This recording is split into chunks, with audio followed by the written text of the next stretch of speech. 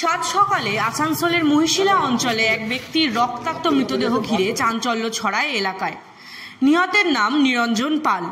54 বছর বয়সী এই ব্যক্তি পেশায় ছিলেন একজন নির্মীয়মান বহুতলের নিরাপত্তা রক্ষী। ঘটনাটি আসানসোল দক্ষিণ থানাধীন মহিশিলা পূর্বপাড়ার। কালকে রাতের ঘটনা কিংবা ভোর রাতের ঘটনা। অমিত রায় পাপ্পুর ফ্ল্যাটে যে সিকিউরিটি গার্ডটা ছিল, কালকে কতিপয় দুষ্কৃতী ওকে ইট ফিট দিয়ে ঠেকলে মেরে মারা হয়েছে এবং মরে গেছে। সোমবার সকালে এই বহুতল চত্বরের মধ্যেই রক্তাক্ত অবস্থায় নিরঞ্জন পালকে পাওয়া যায়। খবর পেয়ে ঘটনাস্থলে পৌঁছায় আসানসোল দক্ষিণ থানার পুলিশ।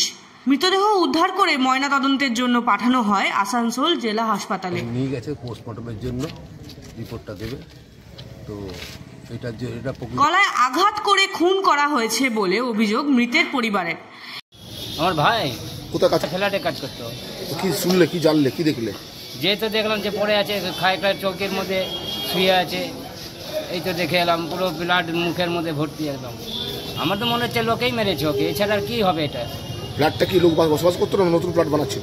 নতুন ফ্ল্যাট বানাচ্ছিল। আচ্ছা, গার্ডের কাজ করতো? গার্ডের কাজ করতো। এই মুহূর্তে সম্পূর্ণ ঘটনাটি খতিয়ে দেখছে স্থানীয় পুলিশ প্রশাসন।